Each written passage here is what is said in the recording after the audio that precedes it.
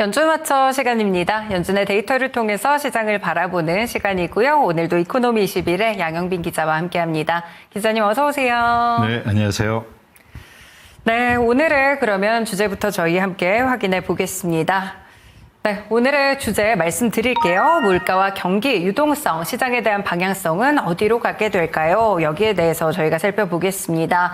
네, 이제 간밤에 또 PC 가격 지수가 발표가 됐습니다. 이제 2월 지표가 나오기도 했었는데요. 대체로 시장의 예상치에 부합을 했었는데 저희가 보통은 이제 근원 인플레이션을 좀 많이 보는데 오늘 또 기자님이 슈퍼코어 인플레이션까지 좀 말씀을 주신다고 하는데 이 부분은 어떤 개념인지 또 이번에 PC 인플레이션 어떻게 보셨을까요?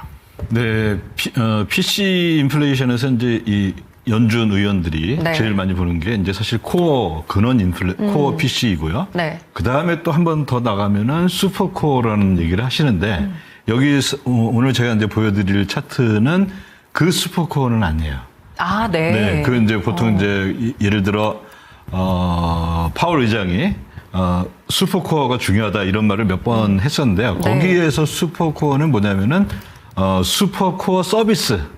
서비스에서 정말 제일 중요한 것만 우리는 보겠다 한 거예요. 네네네. 그래서 이제 거기에는 뭐가 들어가냐면은 예를 들어 이제 주택 서비스도 굉장히 큰 거고. 그렇죠. 그다음에 에너지 서비스는 요즘 같은 경우는 가격이 많이 올랐겠죠. 맞아요. 그 원유의 가격의 변동에 굉장히 영향을 받으니까 그 두 개를 빼고 서비스만 본 거예요. 그러면 이제 거기에는 뭐 다양한 이제 그 서비스 항목들이 들어가는데 거기서 주택하고 에너지만 빼는 건데 네.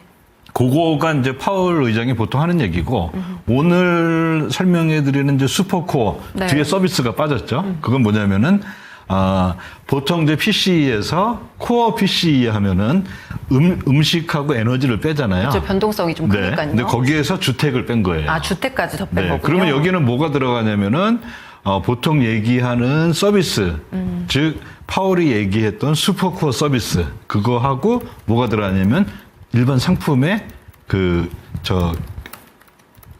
인플레이션까지 들어가는 거죠. 그러니까 네. 상품하고 서비스다. 이렇게 이제 보시면 될 거예요. 네, 상품과 서비스 개념이 좀 같이 들어있다 이렇게 볼 수가 있겠는데 이번 데이터 자체가 좀 어떻게 물가가 좀 고착화됐다고 보시나요? 안 좋죠. 제가 이제 이 차트를 1993년부터 그렸는데요. 아, 그렇군요. 네. 그럼 한 20년도 더 넘었잖아요. 그렇죠. 그러면 예를 들어 이제 이 코로나 팬데믹 저기 이제 거의 한 6%까지 그죠. 치솟던 네. 거 요걸 뺀다면은 사실 20년 만에 최고치를 그렇네요. 지금 와 있는 거예요. 거기보다 더 높은 상태예요.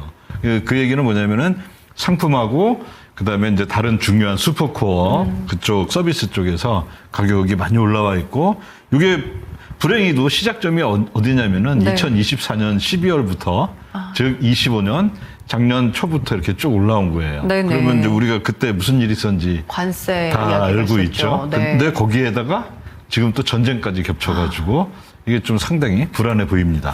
관세가 뭐 시차를 두고 어느 정도 인플레이션에 영향을 미칠 거라고는 생각했었는데 실제 좀 그런 물가 데이터가 있는지 저희가 또 내구재 인플레이션 지표도 좀 같이 볼게요. 네, 내구재라는 거는 뭐 예를 들어 이제 당장 이제 소비에서 없어지는 게 아니라 뭐 TV, 뭐 냉장고 네. 이런 것들은 미국에서 잘 안 만들잖아요. 그렇죠. 거의 다 수입하잖아요. 네. 근데 이거 내구재는 기술 발전의 영향에 제일 많이 그 영향을 받거든요. 그래서 내구재 같은 경우에는 가격이 떨어져요, 오히려. 네네. 가격이 떨어지고 해서 여기 이제 보면은 영선이 있잖아요. 영선 밑에 있다는 거는 마이너스라는 건 뭐냐면은 가격이 거의 한 20년간 떨어졌다는 거예요. 아, 그렇군요. 네. 그러다가 또 마찬가지로 코로나 팬데믹이라는 아주 특수한 상황을 딱 제외하고 놓고 보면은 마찬가지로 2025년부터 네. 좀 올라가는 속도가 상당히 빠르죠. 네. 그러면 이거에 이제 그 원인은 뭐냐? 사실 뭐 다른 거 없잖아요. 그 관세라고 할 수밖에 없는 네. 그런 이제 아주 좀 암울한 상태에 있습니다. 물가 자체만 본다면요. 네, 그렇군요. 이렇게 저희가 내구재 인플레이션 데이터까지 같이 좀 살펴봤는데요. 20년 동안의 데이터를 추정했습니다. 그런데 지금 보니까 코로나 시기를 제외하고는 다시금 좀 고점 돌파가 이루어지는 상황이라는 점 이번에 PCE 물가지수 그리고 내구재 인플레이션 지표를 통해서 먼저 확인해 봤습니다.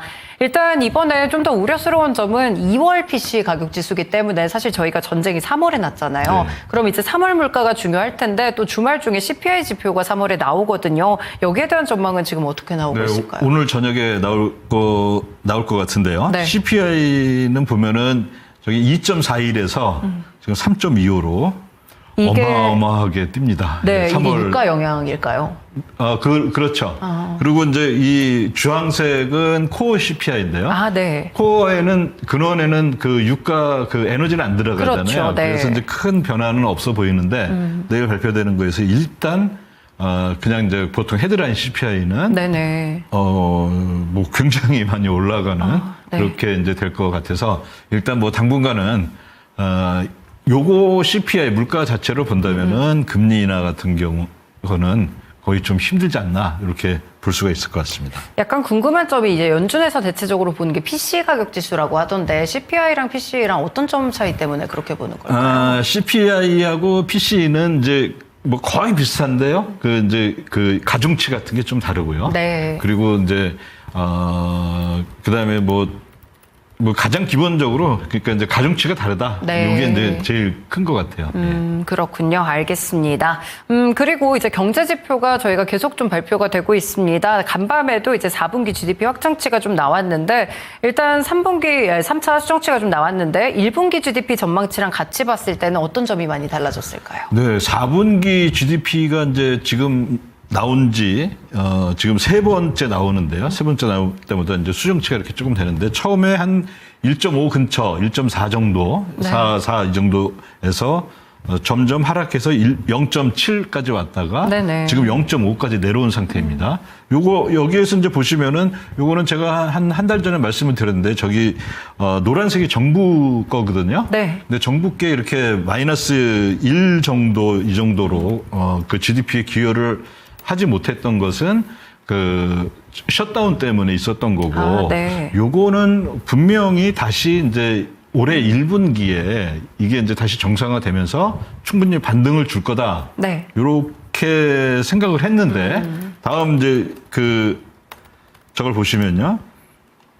현재 이제 올해 1분기에 대한 이 추정치들이 나오고 있거든요. 네네. 그러면 이제 저기 파란색이 요즘은 조금 덜하지만 어쨌든 제일 그동안 정확하다고 알려졌던 애틀랜타의 GDP 나오는데요. 네. 이게 1.31밖에 안 돼요. 어제 나온 게. 네. 그 얘기는 뭐냐면 정부 부문이 한 1%는 저는 충분히 어느 정도 1%포인트 정도는 기여할 거라고 봤는데 네. 일단 작년 4분기가 0.5로 확 꺾였죠. 줄었고 네. 그다음에 이번 거는 최소한 정부께 1%포인트는 더해져서 굉장히 높게 나올 거라고 봤는데 네. 이게 1.3밖에 안 된다. 이 얘기는 지금 이제 미국 경제가 네. 일단 GDP가 굉장히 지금 꺾이고 있는 상태다.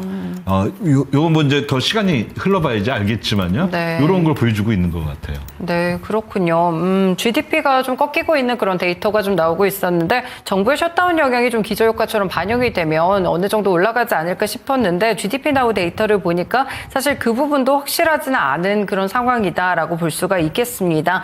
이렇게 좀 그러면 영향을 주고 있는 게 정부의 셧다운 말고도 뭐 어떤 것들이 좀 이런 성장률 전망치를 깎아내리게 했을까요?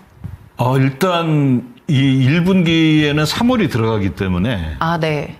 이게 이제 아직은 이 데이터들이 여기에 다 제대로 잘 안 들어간 것 같거든요. 네네네. 그래서 그게 조금 걱정이 많이 되는 부분입니다. 네, 그렇군요. 실제 좀 이렇게 뭐 중동 리스크라든지 지정학적 리스크가 발생했을 때 GDP가 좀 시차를 두고 정말 많이 좀 꺾이는 그런 분위기가 역대 사례 중에 좀 있었을까요? 역대 기자님? 사례는 그건 뭐 이제 쭉 한번 살펴봐야 될 것 네네. 같은데 뭐 당연히 뭐 안 좋겠죠. 네. 그렇군요. 알겠습니다. 일단 GDP와 관련된 이야기 저희가 또 함께 살펴봤는데요. 성장률 전망치가 또 어떻게 나오는지 1분기 데이터를 통해서 또 확인을 해보셔야 될 것 같습니다. 저희 또 재무부의 TJ 장고도 좀 확인을 해볼게요. 최근에 갑자기 좀 급격하게 감소하는 일들이 있었거든요. 어떤 일이 일어났을까요? 네, 이게 이제 TJ 잔고가 3월 말에 한 거의 9천억 달러에서 네. 지금 어제 걸로 보면은 7천억 달러까지 내려왔거든요. 갑자기 내려왔어요. 네, 갑자기 한 일주일 사이에 3천억 달러가 줄었는데 네. 그러면 이제 이걸 보면은 많은 분들이 그러면 정부가 그 재정 지출을 많이 해서 그런가? 네. 뭐 이렇게 생각할 수도 있는데 그거보다는 제가 봤을 때는 제가 이제 지출한 내역들을 쭉 보니까 네. 뭐 지난달하고 큰 차이는 없어요. 그럼 지출은 많이 하는데 그러면 뭐가 줄었을 거냐 이렇게 보면은 수입이 많이 줄었겠죠. 그렇겠네요. 그럼 네. 수입은 어디서 줄었느냐? 여러 가지가 있는데 제일 큰 수입이 그 국채를 발행하는 거잖아요. 아, 그렇죠. 네. 그래서 국채 발행이 상당히 많이 줄었어요. 사실 보면은. 그래서 그 다음 이제 차트를 보시면은 네. 전체적인 게 이제 3월 말 대비해서 이렇게 쭉 감소하는 거 우리가 볼 수가 있죠. 그렇죠. 네. 그다음에 이거는 대부분 누가 줄었냐면은 단기 국채에서 줄었어요. 아, 네네. 단기 국채에서 줄었다는 건 뭐냐면은 지금 그 재무부는 요게 이제 4월 15일을 가봐야 알겠는데 4월 15일이면 뭐 하는 날이냐면은 세금이 들어오는 날이거든요. 네. 그러면 그 세금이 재무부 정도면은 어느 정도 들어올지 다 알잖아요. 그렇겠죠. 그럼 그거 계산해서 그냥 이제 국채 발행 안 하고 그냥 지출만 예전대로 그냥 하고 있는 그런 상황인 것 같고요. 아, 그러니까 수입이 좀 들어올 걸 생각해서요. 네. 네. 그거는 또 왜 그러냐면은 재무부가 이 국채를 갖고 있다는 거는 기본적으로 이자를 지급하잖아요. 그렇죠. 그러면 이게 이 납세자의 세금에서 나가는 거잖아요. 그래서 이제 재무부는 항상 이제 어떤 일들을 하냐면은 지금의 단기 국채, 장기 국채 이 비율이 적당한가? 네. 또 이 세금을 줄이기 위해서는 어떻게 해야 되냐 이런 고민들을 하는데 지금 알기로는 대략 4월 15일, 4월 중순에 세금으로 거칠 게 한 2천억 달러에서 3천억 달러 네네. 이 정도 된다고 하니까 아마 그런 걸 두고 TGA가 이렇게 급격한 변화가 있지 않았나 그렇게 생각을 해봅니다. 그래서 일각에서는 네. 뭐 재무부가 드디어 뭐 TGA를 풀기 시작했다 그러는데 그런 건 아니고요. 그냥 이제 이 재무부가 미리 정한 이제는 6월 말까지는 9천억 달러가 그 목표잖아요. 그쵸, 그쵸. 대략 그 정도 수준에서 그 맞추는 그런 걸 하는 거지. 이게 뭐 갑자기 돈을 많이 썼다가 돈을 적게 썼다가 뭐 그런 건 아닌 것 같다 이렇게 말씀드릴 수가 있을 것 같습니다. 네, 일단 재무부에 대한 지출은 좀 그대로 가고 있었고 수입 쪽에서 좀 줄어들었다. 재무부가 어느 정도 계산해서 세금이나 들어온 것들을 좀 계산해서 이 부분을 맞추려고 하는 그런 TGA 장고의 모습까지도 살펴봤습니다. 마지막 차트를 보니까 TGA와 미국 선거 관련돼서 또 차트를 만들어 주셨던데 이 부분은 어떤 점을 설명해 주시려고 이 부분을 이거 보여주실까요? 이제 그 TGA 요즘 또 얘기하는 거 보면은 또 미국 이란 전쟁 때문에 뭐 중간 선거에 뭐 그 어떤 영향을 주나 뭐 이런 얘기들이 많이 나오고 해서 네. 그거 한번 이 시간에서도 한번 이제 제가 예전에 소개를 했던 차트인데요. TGA는 이제 재무부가 갖고 있는 통장이니까 중간 선거나 대통령 선거면은 돈을 쓸 거다. 뭐 그럴 듯 하잖아요. 네네. 그런데 여기에서 이제 그 검은색은 중간 선거고요. 그다음에 분홍색은 대통령 선거입니다. 네. TGA 잔고가 뭐 늘어났다 줄었다 뭐 큰 변화가 비슷하네요. 없어요. 네. 네. 그 얘기는 뭐냐면은 물론 좀 더 적극적으로 사용할 수도 있겠는데 네. 그게 그렇게 큰 유의미한 정도의 차이는 유의미한 아니라는 정도는 거죠. 아니고 뭐 약간 이제 예를 들어 이 지역 선거구에는 우리가 불리하니까 좀 더 뭐 빨리 쓰겠다 뭐 그런 건 있을 수는 있겠죠. 그것까지 우리가 이제 찾아내기는 너무 힘든데 전체적인 크기에서 본다면은 뭐 그렇게 큰 의미가 있지는 않다. 예. 네, 알겠습니다. 저희 이렇게 또 재무부의 장고와 더불어서 미국 선거와 어떤 영향이 있었는지 봤는데요. 사실 유의미한 차이는 크게 만들어지지 않았다는 점도 확인해 볼 수 있었습니다.